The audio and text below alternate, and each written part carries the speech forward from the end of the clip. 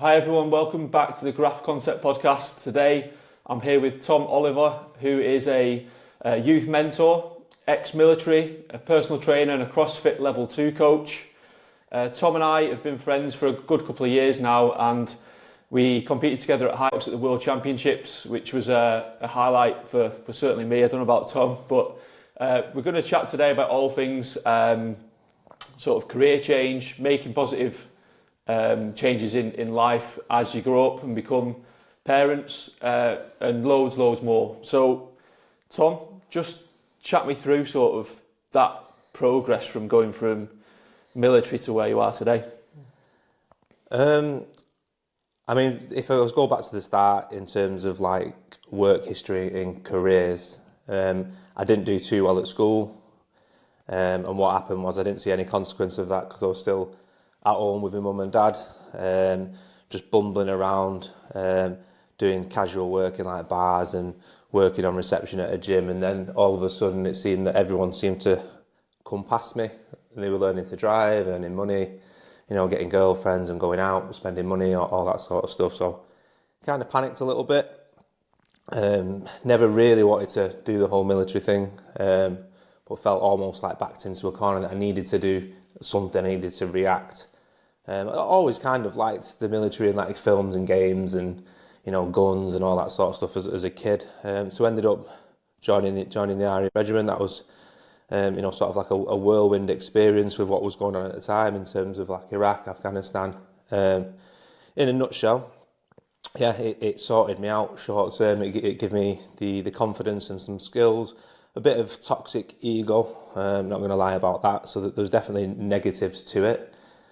But in the short term, it made me grow up quick, give me some confidence and give me some skills. Once I come out, the plan was to get into like private security, with a few of my other friends that were thinking about leaving as well.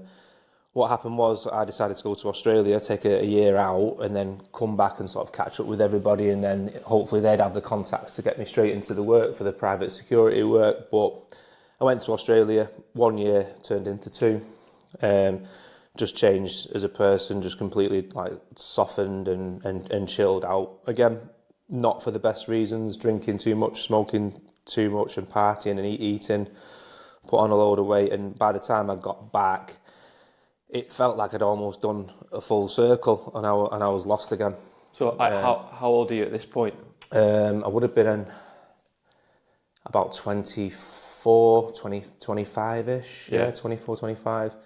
Yeah, so again, it felt like a full circle, and I was back as that 18-year-old where I didn't know what I was going to be doing, and not in a great position sort of mentally.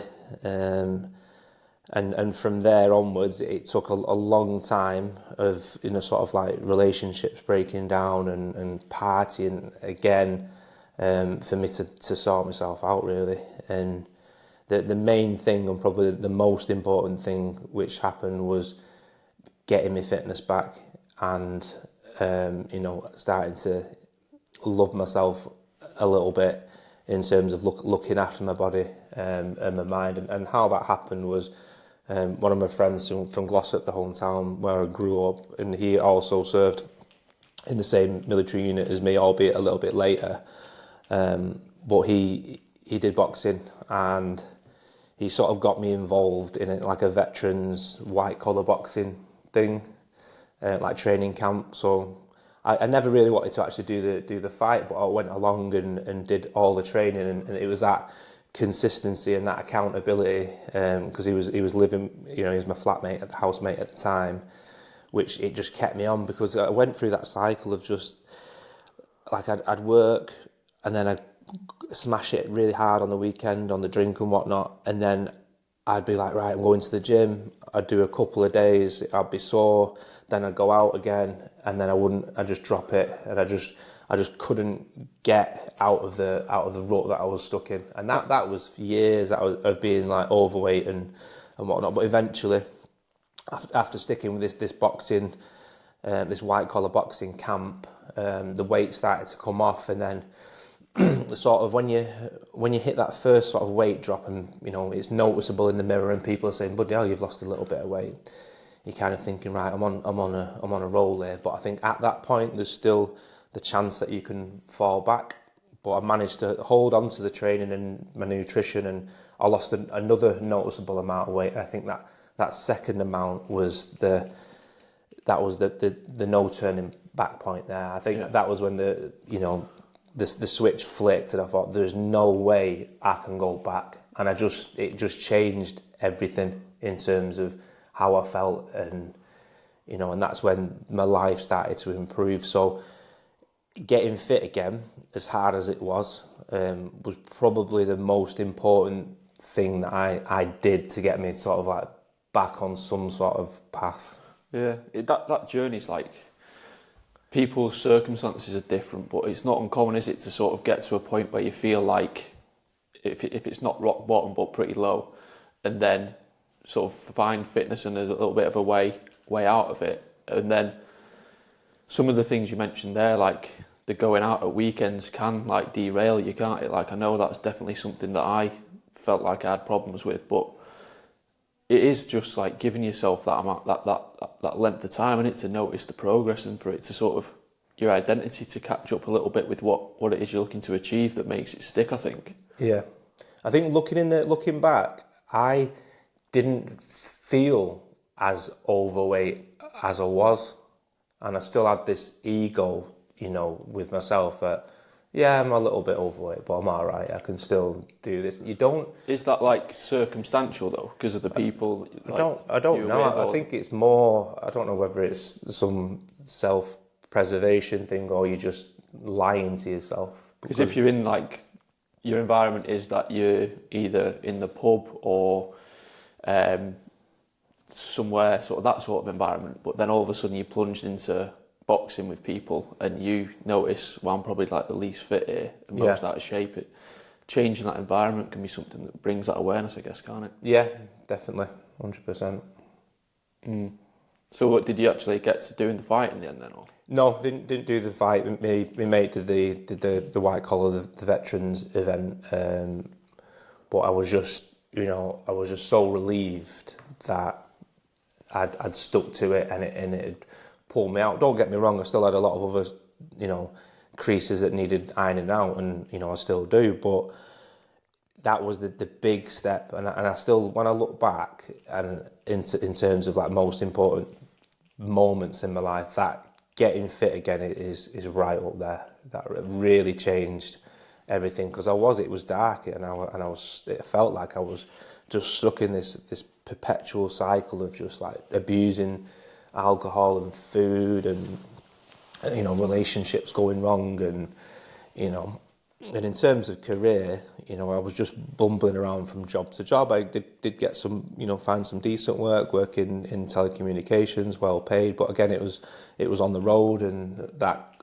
the nutrition side of things, and having a beer on an evening, staying in hotels and eating out in restaurants, and even though it was a physical job, it was still one of them where you're away all week, you come back at the weekend, you want to release, so you go out to the pub, you eat a load of crap, and then it just goes again. You're just in that cycle. What do you think about fitness? What is it about fitness that takes people on that journey? Because I can't think of many other things that bring people from that point of sort of feeling like they need to make a big change to sort of actually it materialising. Like, what do you think it is about fitness and that journey that makes it, sort of pulls you out of it effectively, and then makes you want to build on it with other things like career or relationships? Yeah, I think it gives you a sense of purpose. But when you are fitter and you've got more energy, things are easier, and it's just, it gives you more motivation to carry on. And you always want, I think once you do get into fitness, you do always want to continuously, push the needle and improve, depending on your mindset. Mine, like competitive minds, that I always want to just keep going and keep pushing it and pushing it. But I think, once you start to feel better about yourself, and you start to have a better relationship with yourself, and then you can start to have a better relationship with other people. And that's just how you can progress, really. Yeah, I agree, definitely. So you've come to sort of this point in your life, and then what's made you want to go on, like beyond helping yourself and those sort of in your immediate circle, to thinking, I want to be like a personal trainer, or sort of start to help people with what I've learned in their own lives?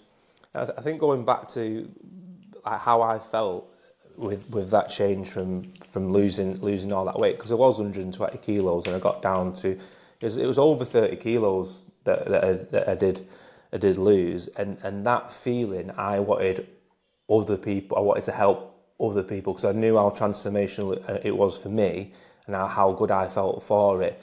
I wanted to, help others with their fitness goals. And when I do enjoy something, I'm all in, like sort of like hyper focus, sort of, almost like ADHD sort of style. I just want it, and just want it all. So, finding CrossFit when I moved into the Oldham area, I was like, oh my God, how did I not know about this? This is fantastic, and I want to coach. I want to help other people, and that's just where it all started, I suppose.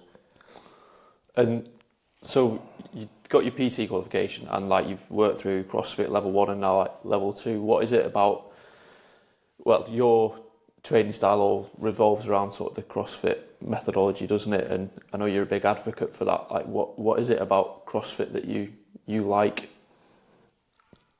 I think community first. I think it's fantastic, and such a supportive environment, and you're not really sort of like judged or sort of like praised or whatever on how good you are as an athlete. It's more how far you've come as an individual. So someone super athletic can go into a CrossFit gym, and after a couple of months they'll be up on the rings, they'll be flying about, and that's great. But someone who does go in, not well, overweight, and when they sort of start to embark on that journey, and the results start coming, and they go from this position to here, that's where I think the real sort of like recognition and praise is in CrossFit, and that's what makes the community sort of so special, is the support network with it. And also with that is, I like the numbers, the measurability of it, the repeatable, the data, all that sort of stuff. And you can sort of choose your path with CrossFit. You can go to get yourself fit and change your body composition and make some friends and be part of a community.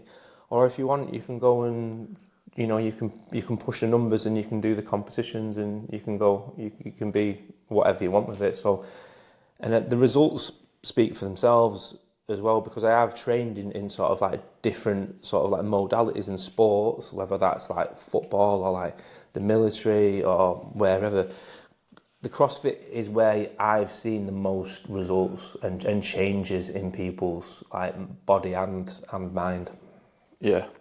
If you're doing like a rounded CrossFit program, there's no escaping like the core elements of like health and fitness, is there? No. I think this is a problem for me, but we've spoken about it. Like you tend to go and do what you like doing the most, don't you? Yeah. And I know strength is something that I found difficult and neglected a bit in the past, but trying to sort of address that. But I think with CrossFit, from what I can see from the programming, it's always really well rounded. Yeah. So like I know you sort of coach and train in different facilities. Like, what makes a great CrossFit box? A place where people can feel safe, I suppose, and a place where they know they can go there for an hour per day, or 3 to 5 times a week, whatever they can fit around their schedule, and it's something that they look forward to doing. So they've formed that habit, and they formed the friendships and the relationships in the gym, that it's a place that they want. It's not like they're dreading it. Like, they look at the workout and they think, oh, I don't know if I'm going to go to this, or I don't know if I'm going to go to this class because this person's coaching, or not really a fan of this sort of clique of people that sort of gather around that end of the gym. It's a place where anybody can sort of feel like safe, and they can train and hopefully reach reach their potential. And like, I'm not someone who's sort of involved in that environment sort of day to day. I go to some gyms where they do perhaps like a higher class or some event which I'll go and attend, but looking online and like social media, there always seems to be sort of a little bit of a, not almost a divide, but a sort of get people like competing, like saying like, is Hyrox the new CrossFit, or is CrossFit sort of losing its charm? Like, are there any like challenges facing CrossFit at the minute? I think the only challenge is probably coming from like the CrossFit sort of like HQ itself and how they're sort of managing things at the minute. Could go on for ages about what's going on in terms of like the media and how things are organised and the drug testing and all that sort of stuff. But I think what it boils down to when you've got things like CrossFit and Hyrox, which are pretty similar, it's just fitness essentially. I think it's just tribalism, and that's something that I think people, because it's so inherent in who we are and our identity, I think it's just like Man City, Man United kind of vibes. You know, at the end of the day, it's the same thing. People are trying to better themselves through one sport or whatever. I think, you know, you're always going to get that tribalism sort of identity and us versus them, or that's crap, this is great kind of thing. And I think that's just how it is. Yeah. So taking all this that you've learned in sort of your own journey and then helping other people, how's that, because obviously I know you're a father, how is that impacting how you want to bring your own kids up in terms of sort of what you've learned from coaching other people? I know you're obviously involved with people in sort of the work that you do on a day-to-day basis as well, with like youth mentoring. Like, what sort of things or values do you try to sort of pass on so people can make right decisions or progress in their own lives? I think since like having kids, values have definitely been something that I've been more aware of and trying to sort of uphold and sort of have your own code and to hold your line with that in terms of things like discipline and but mainly it's just to be a positive role model. And I think the most important thing for me as a parent is that I can look back on my childhood and think about things that, you know, weren't particularly great, but also learn from them and just sort of like break that chain. Not that it was a particularly, you know, I had a great childhood, but, you know, there were certain things that happened or certain values that I was sort of told, or ways of doing things that, you know, that you do come to realise that aren't right. Do you know what I mean? So it's breaking that chain and, you know, becoming a better parent but I think that is the ultimate goal, is that, you know, I want to be better parents than my parents, and I want my kids to be better parents than me. So it's it's progression, it's continuous. Yeah. You know, because I think a lot of people can have these bad habits and these values, and the chain just continues, and you don't break that chain. So it's for me, it's about sort of living to certain values and having this code and holding the line with it and being a positive role model. Yeah. So like on your youth mentoring, like what are some of the challenges that young people are facing today? A lot of the young people that I work with obviously come from a lot of different backgrounds. Some, you know, without, you know, a great deal of money or financial security, and with that there'll be broken homes in terms of no parental role models there. And I think a lot of the sort of pressures that they're facing now are very similar to what we had when we were sort of like teenagers, and it is that sort of that chimpanzee, that tribal of just wanting to fit in and not be the outlier. But the things that are available now, I feel, are a lot more challenging and damaging than when we were kids. So having the internet in your pocket for a start, you know, I think it is a massive negative for young people, especially those under 16. Things like vaping. I know for a fact, because when I tell this to students, I say, like, I'm not gonna like preach to you like I didn't like follow trends or like succumb to peer pressure to fit in, because I definitely did, in terms of like, you know, daft stuff like Pokemon cards or certain brands that you wear and all that sort of stuff. But I just think now that the challenges now are a lot more sort of damaging in terms of their sort of mental well-being. Again, with like the negative health impacts of like e-cigarettes, access to things like porn just in your pocket. Do you know what I mean? And these are real challenges for young people these days, and all the attention sort of, and how fast things are with TikTok. And yeah, I do think it is difficult to keep young people engaged and on some sort of path, definitely. Yeah, I can imagine, because I guess at that stage of life, like, other than school, you don't have like loads of things that you have to do you? No. And I know, no like, consequence to that. Like I was saying, like with me at school, there was no consequence to me dropping out of college, because I was at my mum's and I was getting like money off them, and I was still had my PlayStation and the roof over my head, and my tea was getting made and my washing was getting done. Yeah. There's no consequence, and you don't see outside of that bubble as like a young man, as like a teenager. As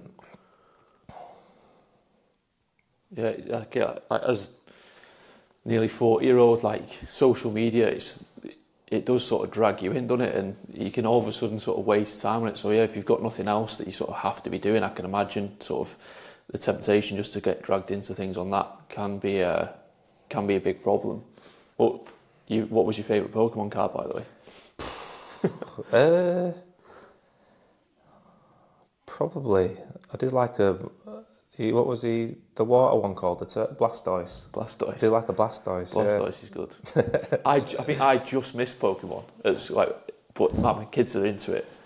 Yeah, Charizard's one of the big favourites. Yeah, just an example of the different fads that you do go through, and the different trends that you do go through as a kid. Yeah. So, we touched on it before, but like that competitive mindset, always looking to progress, is something that I feel like I have as well. Like, it's great in some ways because it pushes you on to always want to sort of develop, but personally I feel there are some like downsides as well. Oh, definitely. Like, how, and I think we spoke about this at length when we went up to Glasgow for Hyrox, like in the car, like some of the challenges, like what are some of the negative aspects of having that mindset? I think that you can be too hard on yourself in terms of your performance, and you know that famous quote of comparison being the thief of joy. It definitely is, and I think, you know, I went too far with Hyrox again because I enjoyed it when I first did it, and I went all in on it, you know, sort of pushed CrossFit to the side and just went full turbo with Hyrox, but it eventually became a negative. It started as a positive, and obviously sort of like peaked when we went to the World Champs and did the doubles, and then after that it was a road downhill for me, because I think my expectations were too high, and the sort of what I needed to do to improve my training was not happening. I just wasn't putting it together, and I think it ended negatively for me, Hyrox. So there was lots of sort of pluses, but there was also loads of negatives, and I think that was because of the ego and the competing element of it, and I think it left me feeling a little bit sort of miserable, really.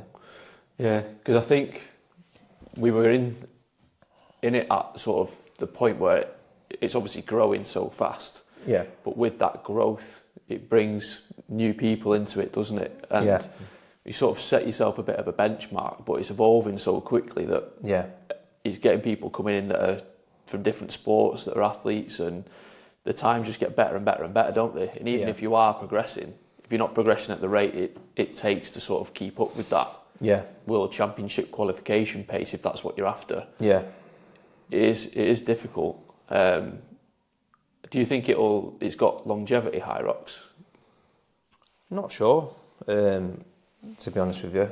I don't know. I mean, certainly for people like me, probably not. They'll probably do it for a little bit and then change. But that's always been the case. I've sort of flitted around loads of different sports, like from football to basketball to skateboarding to CrossFit to Hyrox.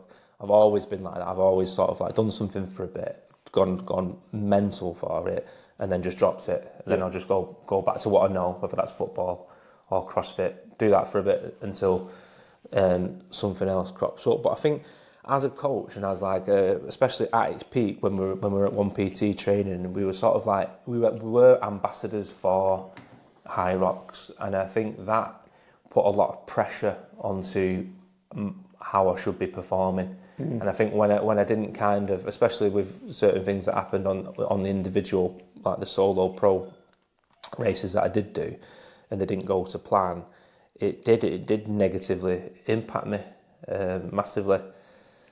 So I think being in that position of a coach, coaching people one-to-one with Hyrox goals, and like I said, us being sort of the face of it at 1PT in terms of like performance, the bar was high for me with that. And when things didn't go to plan or I had a bad race, it really did hit me sort of hard, and I did feel like it wasn't worth it, kind of thing. And that, with like the nutrition discipline that you needed to stay at a certain weight in terms of staying light for the running, it was difficult.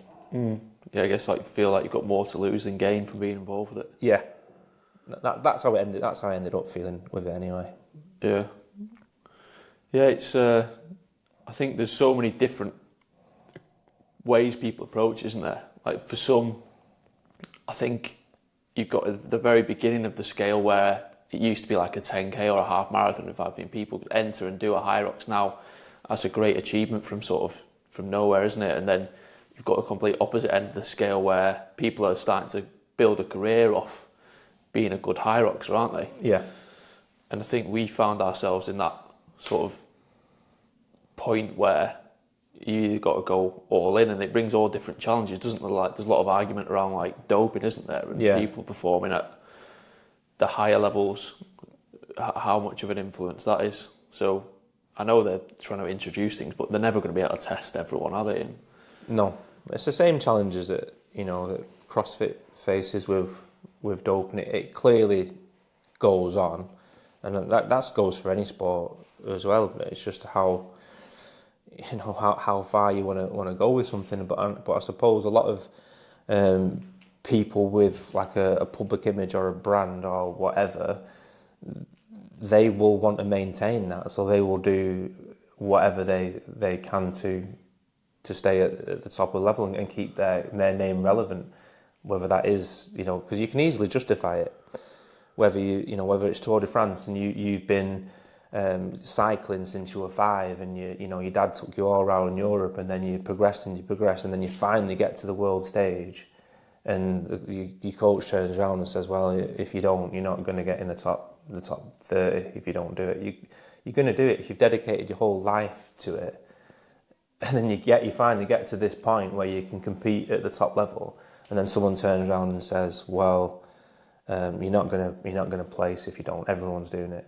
You're probably gonna do it." Yeah. And I think that's kind of the same for people that have these social media like brands and this image and this standard to uphold. They're probably, I don't know, I can't say for sure, but probably gonna. It's like it sets for people like yourself who understand like what it takes to get to that level in terms of like whether it's physique or performance, just sort of the layman on the street, it sets a bit of an unrealistic benchmark, doesn't it? As to sort of what it actually takes to get to that point. Yeah. So, not on the doping side, but I know you're someone who likes to try out like new things, whether it be like supplements or regimes to sort of help things like sleep or performance. Like, what are some of the things that you think are genuinely useful in terms of like supplements? Are there any that you think are a bit of a red herring or just sort of snake oil? Yeah, I think there's definitely a lot out there, and like I said, I'm always up for experimenting, and because it's just another sort of layer of your fitness journey for me. It's just something that I'm interested in terms of supplementation or trying like wearables out and tracking sleep, and so yeah, probably tried most things. And I suppose the things that have stayed in the cupboard are sort of like your basics, like your creatine. And then in terms of a pre-workout, it's just as simple as just caffeine. That is it. Maybe beta-alanine every now and again, but I've sort of weaned off that a little bit. I'm not having that as much, but you know, I've had a long list of things that I've tried, like taurine, like ashwagandha, and then I went down the whole sort of like smoothie route with like spirulina and all these like chia seeds and all that sort of stuff. But for me now, what seems to be working after, you know, a long time of like experimenting and going through phases is just making protein the priority at every single meal or opportunity. So my go-to thing with that is just like an unflavoured whey protein that it's versatile. I can mix it in like Greek yogurt. I can add it into anything almost without it, you know, taking too much out of the actual enjoyment of the meal. So yeah, it's just protein, creatine, and then electrolytes, and that seems to be what will get me through and help me sort of like towards my goals in terms of like performance and whatnot. I do take a magnesium supplement for sleep, which does seem to help, seem to keep me in sleep rather than waking and getting up and, you know, maybe going to the toilet and then coming back and really struggling to get back. So just a magnesium supplement before bed, that just seems to keep me in a deeper sort of relaxed sort of state, and that's pretty much it. Yeah, I think it's good to experiment with things, isn't it? But there's nothing that's... I've done it all, like all like the mushroom blends and all that sort of stuff, and I think being open to it is good, and I think, you know, sort of like, you know, having the open mind to try things and try, because I think it's all about like your individual, whether it works for you or not. But I think the thing with like supplements and like in fitness and stuff is that, yeah, they cost you a bit of money, but ultimately they're going towards a good thing, aren't they? They're hopefully trying to make you sleep better, recover better, perform better. It's pushing you in the right direction. It's not something completely like pointless that you're doing. You're not just getting it for the sake of it. You are trying to improve your fitness, whether it's a placebo or not, or whether it works or not. You just got to watch how much you spend, because it starts to add up, doesn't it? Yeah, to some extent, if it is placebo and you're getting a value from what you're investing, then I guess it's worth it. Yeah, definitely. Yeah, I think we'd both be advocates for only ever doing a single shot of beetroot, though. Yeah, that was lessons learned. That was fair. I was lucky. Again, I kind of faddy it. That's not something I've ever done again. I probably will do again, but that was close, wasn't it, with the beetroot? Yeah. Bloody hell. One to speak about off camera if anyone wants to know more. So, what are you training towards at the minute then? Have you got a specific goal or event that you've got on the calendar? After sort of shelving Hyrox, I've got back into CrossFit, and one of the reasons for that is to develop as a coach as well, because I need to be able to sort of, you know, walk the walk with it. So it's getting back into CrossFit style training, Olympic lifting, and building my gymnastics like volume and under fatigue back to the level that it was and beyond. So yeah, just focusing on building sort of strength and getting dense before, because I'll be 40 in sort of two and a half years. So it's obviously not just going to start going downhill from there. But obviously the science suggests that testosterone levels and the way that you can sort of build muscle and strength does start to dip off. So my focus now is to sort of get as dense and as strong as I can through lifting and CrossFit style training, and not really focus on anything as such. I've never really done the CrossFit Open like seriously. I've always sort of done it a little bit, but I think that's probably what I'm going to do. That's going to be my only focus now, will be just the CrossFit Open, see where I am sort of like globally at my age. Yeah.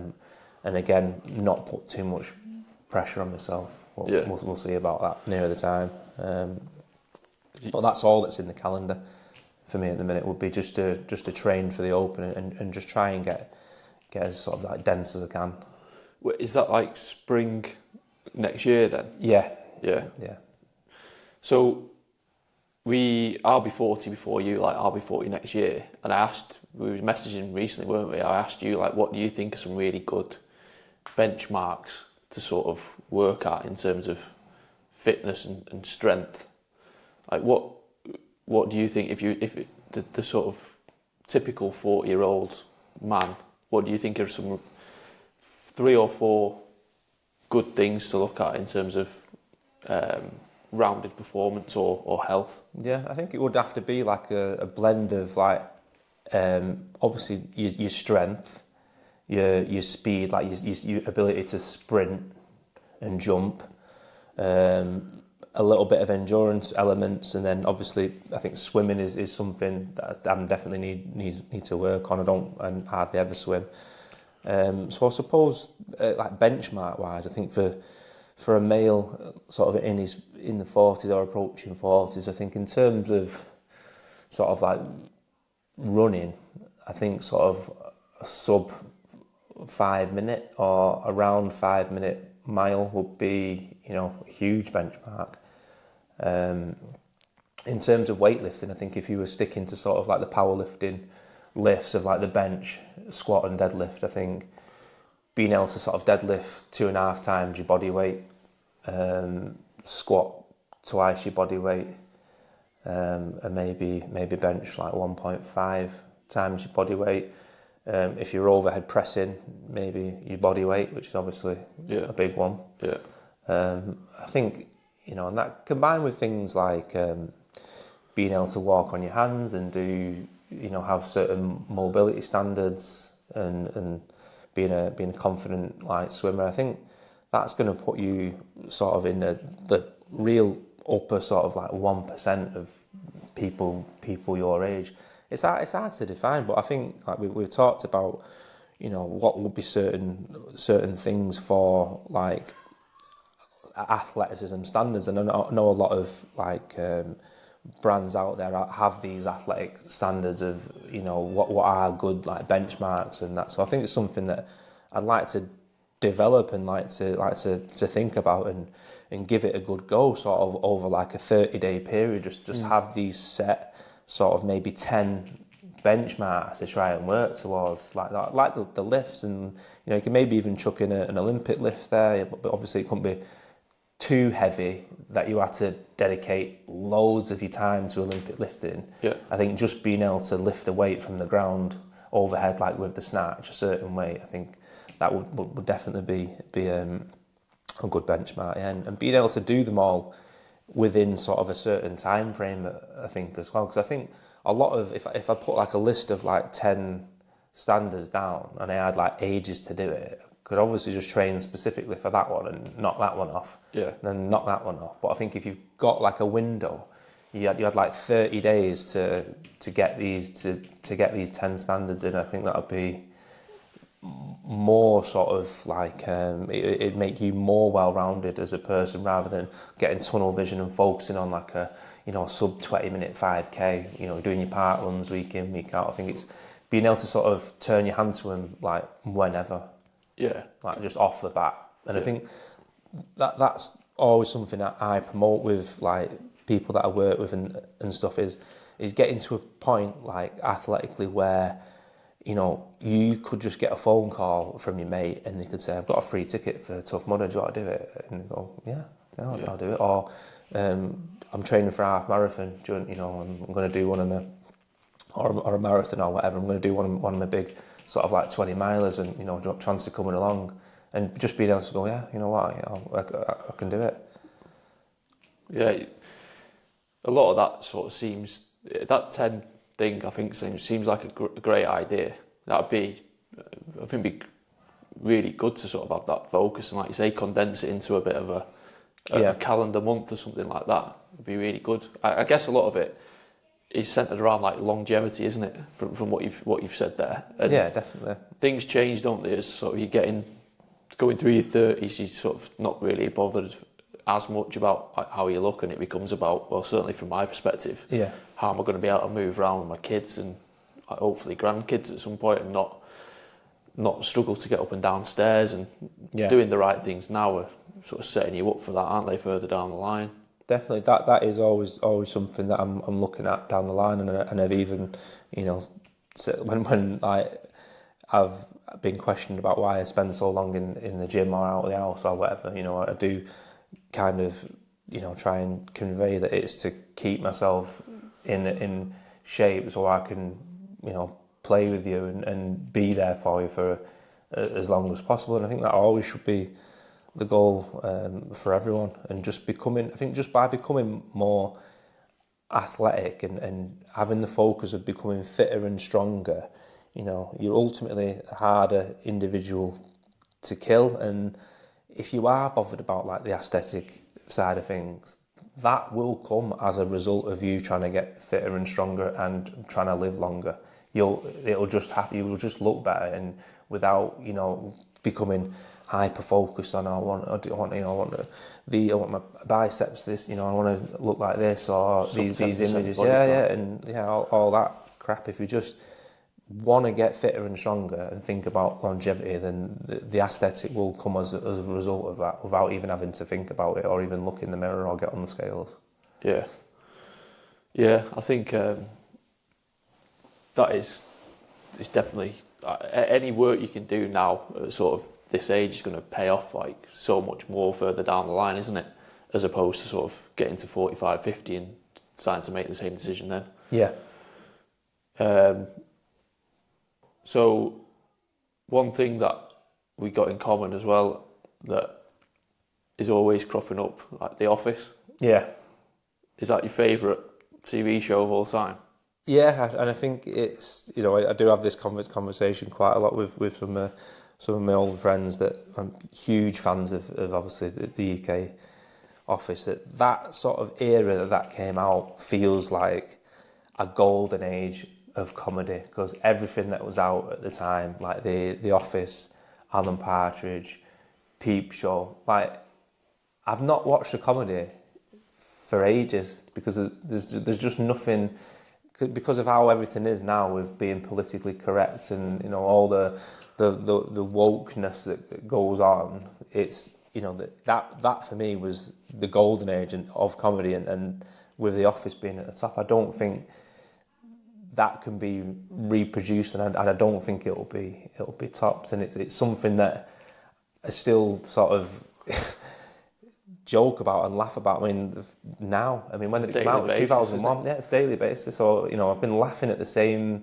sort of like jokes and like sort of like remixing it with your mates for how long is that now? Since 2001, it's like 23 years. 23 years. It's just been saying the same jokes for 20, sending the same like clips, the same memes for like 23 years. It doesn't seem to get any less funny though, does it? If anything, it's just funnier, because less and less people, like sort of as you get older and you try and do these jokes with other people, less people sort of like know about it. They might know about the American Office from Netflix or whatever, but the UK Office you know, for me, it's not even just a comedy. I think if you sat down and you watched season 1, season 2, and the Christmas special, it is genuinely like emotional with the obviously the little subplots that you've got with like Tim and Dawn, and how David comes sort of like, you know, you kind of realise that, you know, he's a good person, and but ultimately he has got a good heart. But he just wants to be a people pleaser, and trying too hard, to be loved, and that's all he wants to be is to be loved, isn't it? Yeah, that's all he wants to be. You know, there's definitely layers to it, and I just don't think you get that in terms of like TV shows or sitcoms, whatever. I'd hate to think how many times I've watched. It must be, it's easily into like the hundreds for each episode now, but every time it's like there's a different, you notice something different about it.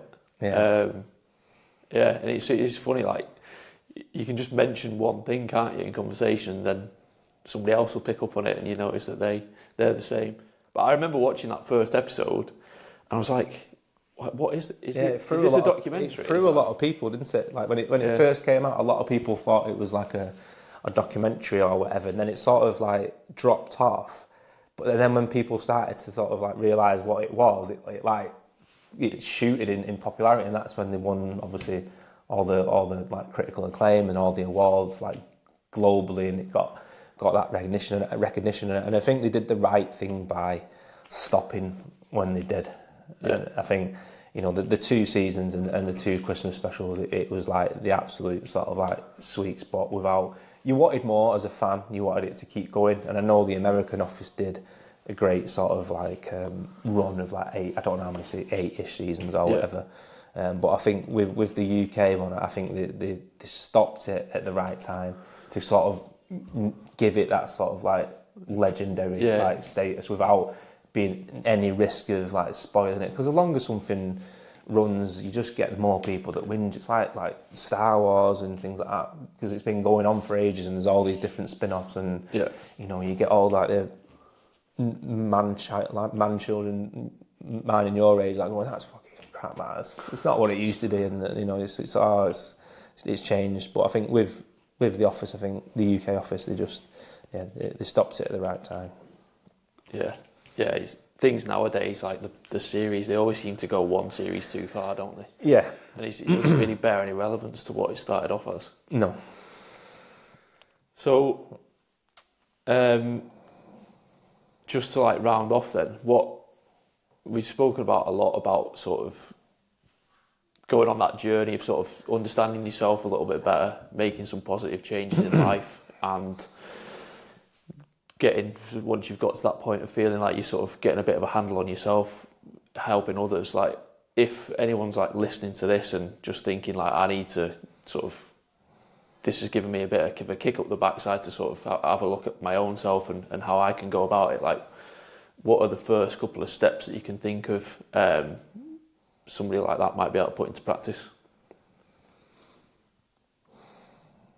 I think getting the fundamentals of sort of like well-being in place and making a start with them is critical. So, you know, even if it's just starting some light physical activity, but you're making a start, and it doesn't matter how fast you go in, as long as you're going in the right direction. So, you know, a pillar of wellness is definitely physical activity.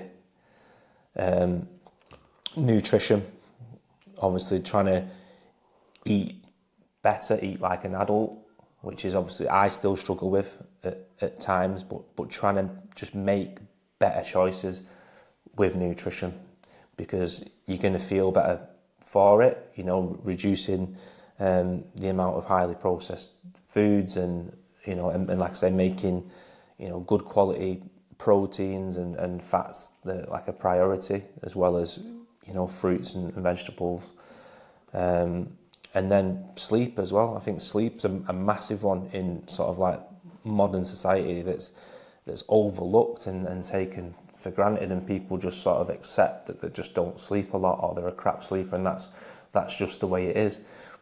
But it's a little bit like mobility and like doing stretching. It's tedious, but you know there's going to be benefits down the line to it. And it's almost like you have to put as much effort into the nutrition and the sleep as you do the training. And the recovery side of things, tying in with sleep, you've got to put the same amount of energy into them sort of like 3 pillars. Yeah. Once you've got them like 3 pillars in, then everything's easier in terms of you feel better. That means you're better around other people, your relationships with others is better, and then ultimately the relationship with yourself is better, and I think that's which will lead to you becoming an happier person, definitely. Yeah, it's though you can't get away from the fundamentals, can you? No, I think you can they can market things as a sort of 6, 10, 12 week transformation, but unless you've got the fundamentals in place, it's going to be short-lived, isn't it? Yeah, and there's a lot of these inspirational sort of like quotes online now on social media and that, but you really have got to like sort of like choose your hardness. You can either choose the hardness of getting up early and going to the gym, eating the right food and having the discipline to go to bed at a decent time, or you can choose the hardness of being trapped in a body that doesn't perform, or you're unwell, or you're in and out of the hospital for whatever reason. So you can choose which one. You can choose your hard. Yeah. And then, like, from a GRAFT point of view, the GRAFT concept, I know you had a look, didn't you, when you in the stuff you're doing with work, at like a bit of a framework and tweaked it slightly. Yeah. So what was your version of GRAFT for that? Yeah, so when I did start at the new job, I did want to sort of start a new sort of a fresh project. Yeah. With like the values and what I believe in, which will help the young people from like a holistic view. So away from like lessons and stuff, my focus is on well-being. So like we say, getting them 3 foundational sort of like pillars in place and being a positive role model through physical activity, things like life skills, talking about nutrition and sleep. So yeah, it started off with obviously an acronym is a really good sort of tool to remember, a series of words, something that'll stick. So I did sort of have a few ideas. It did start with grind, because I didn't want to sort of not copy you, but it did start with like grind, and then it was grand, and then obviously you'd done graft, and it just seemed to fit. The graft obviously slightly modified for what I'm doing. So the G is gratitude, obviously being thankful for what you have got and the people that support you and are around you. Resilience, which is obviously bouncing back from setbacks and keeping a positive mindset. Adventure, so just being open to new things and exploration and broadening your horizons and realising that there's because a lot of the young people that I work with, and you do get trapped in small social environments, like that small sort of like town mentality.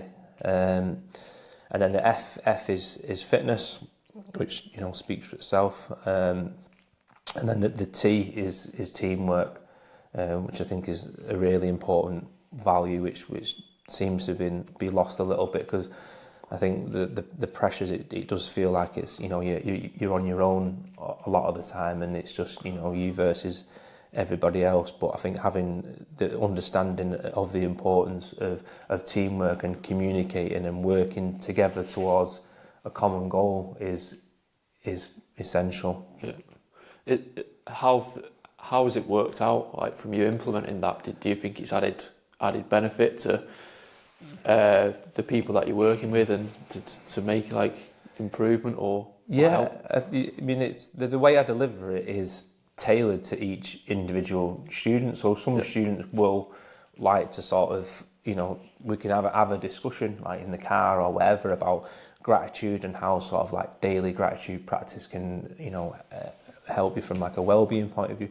Other students, it might not sort of, they might think it's a little bit sort of like wafty and a bit like, it's not really a cool thing to talk about. But so you can kind of implement that way sort of in the background, sort of like subliminally, sort of, rather than having a direct discussion. And then things like the life skills, like map reading, orienteering, things that are kind of lost, even things like using public transport, the principles of nutrition, all those kind of things. So I suppose that the way I deliver it depends on the student and how receptive they are to it, but it's framework more for me, and a line that I have to hold, and I've got some sort of structure to what I'm trying to do over like a 6-week period or longer. Yeah, that's great to hear. And I think like part of the reason for coming up with it was the GRAFT, my version, was I realised that there's just chaos, isn't there? Like life these days is just busy, and there's always stuff thrown at you and challenges, and without that framework, it's easy to sort of go off in a direction that you don't necessarily plan to. Yeah. And there's a reason why all these like big corporates and big entities have core values. Yeah. And it's to keep everyone on sort of pushing towards a similar goal or desired output, isn't there? Yeah. And if you don't have a framework, and it doesn't have to be GRAFT or it could be, whatever, but have your own code. Yeah, and I think people should take the time to work out exactly what their version of GRAFT is or their values, because it's been a bit of a game changer for me, because you're never going to be fully on it, are you, all the time? No, you definitely, you're going to fall off, and that's part of the road, that's part of the journey, but it's realising that you're falling off. Yeah. Like we discussed at the start, when I was sort of, overweight and sort of I didn't even realise I was off anything. I was just sort of just there, doing, taking the easy option. Yeah. But now, you do fall off it from time to time, but it's getting yourself back up and back on it. Yeah.